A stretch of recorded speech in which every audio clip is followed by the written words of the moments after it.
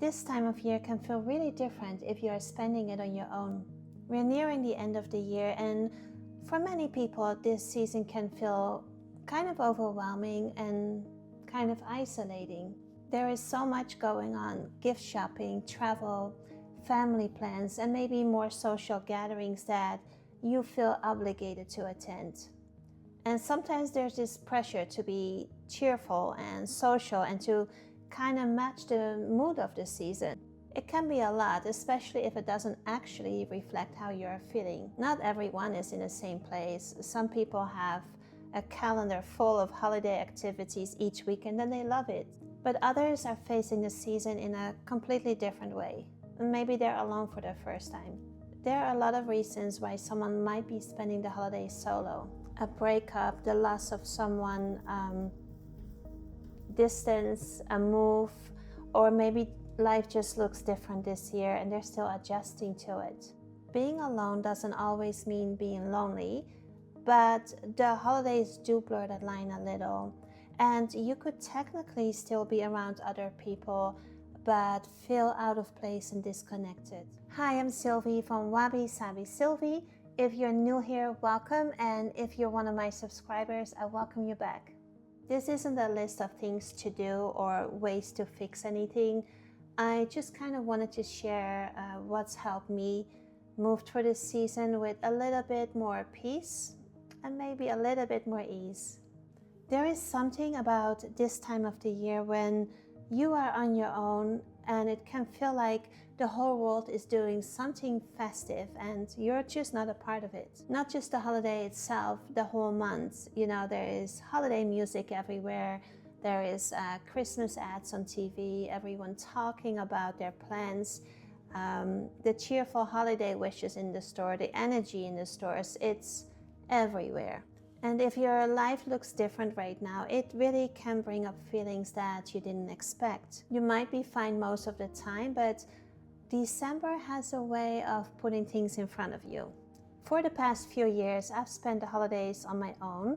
I grew up in the Netherlands, and growing up, the holidays were more about, family or friends being together and sharing food. It wasn't about gifts at all. In fact, there were no gifts. We didn't exchange gifts for Christmas. Then after I moved to the US, the holidays I usually spent with my daughter. She was born here, and sometimes we would spend the holidays at friends' homes, but usually it was just the two of us. Then a few years ago, I moved to a different state where I didn't know anyone, and my daughter had entered the Navy that year, so she lived far away. So that was the first holiday I spent completely on my own. Now recently, I decided to move closer to where my daughter is because I barely saw her in the last 4 years, and I really thought that we were going to spend the holidays this year together, but duty called and she is on the other side of the world. So right now, this holidays I'll be spending on my own again. And to be honest, I don't mind. I'm actually okay with it, but that didn't happen overnight. What really helped was letting go of the pressure to make the day feel like the old days. I stopped, trying to recreate the same type of day, the busyness and the same energy in the house. And once I let go of that, the day really opened up for me in a whole different way. It stopped being about what was missing versus what actually may feel good for me in my life where I am today. This year, I'm hoping to take a walk near the ocean. I miss that so much, living in the Midwest the last few years. And I also do have this book on my nightstand called Let the Magic In. I usually read one page and then I fall asleep. So I'm picturing myself on a bench near the water with a hot drink in my hand and the ocean breeze in the air, and finally reading more than one paragraph without dozing off. For you, what feels good might be doing nothing at all. Or it might be one small thing that, makes the day feel a little bit more like yours. There's no right way to spend this season, there's only your way. So I had to quickly move to a different location as I was near the window with the daylight and it was getting really dark. But another part I was going to say about spending the holidays alone, what I don't miss is the holiday chaos, like the crowded malls, chasing the perfect gift, the parking lot wars. I remember those, being outside Target and people bringing out the worst in themselves, and the crowded airports. And also I had to go to all of these work events when I was tired, and you had to put your biggest smile on, and you had to look good. So those are things that I don't miss. I think there's something really freeing about spending it on your own, quietly, and on your own terms. When I worked at a previous job before I started working from home, my colleagues were incredibly thoughtful and generous.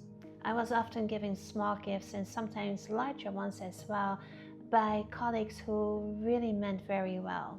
And of course, I appreciate it really deeply, but I am the kind of person who feels a strong pull to return a favor. And at first it was manageable, it was actually kind of fun. But after a few years, I found myself spending weeks trying to find gifts for people who I didn't know that well. And now I had to deal with the crowded shopping malls and the long lines and the parking spot situation. And on top of that, I was spending money that I really didn't have, just to, try to keep up. At some point, I realized that I became the person that I used to observe when I first moved here, the stressed out holiday shopper, and that's never how I grew up. So eventually I did tell people as kindly as I could to please don't buy me any gifts. I didn't want to be rude or hurt anyone's feelings, and I did explain why. And to be fair, no one ever expected anything in return from me, but it was pressure that came from me. And I share this because I know I'm not the only one who's ever felt that, trying not to hurt anyone's feeling or disappoint anyone. So I think that this is a really good season where it is a good thing to set some boundaries. And sometimes stepping back is the kindest thing that you can do for yourself and for others. I still love giving gifts, but for me, I want it to come from my heart and not from obligation. And since we're talking about the holidays, I also want to mention New Year's Eve, because for me personally, that has always been the hardest part of the season for me. Not anymore, but it used to be. Growing up in the Netherlands, New Year's Eve was the big night, and we always used to either host a party or we would go to another one's party, and there was just always a lot of people around. We have our specific food called oliebollen and appelflappen. It's like a fried dough and a apple pastry, and once you smell that, you just know it's New Year's Eve, right? And then there was always this cabaret show with comedy and skits and music that a lot of us used to watch. Like, I think it was from like 9 till midnight or so. And then at midnight we had the countdown. And at midnight the fireworks went off everywhere. People would run outside, hug their family, their friends, their neighbors, strangers, everyone. It didn't matter. Everyone, you wish them a happy new year.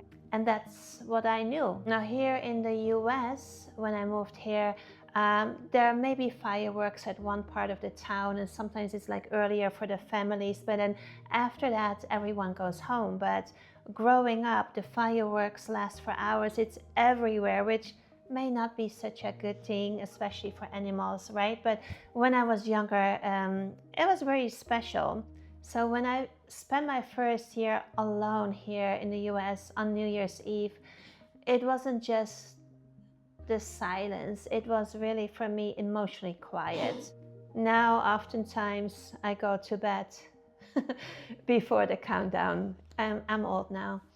But yeah, so if you are spending your December month a little bit differently, whether by choice or by circumstances, I want you to know that you're not alone.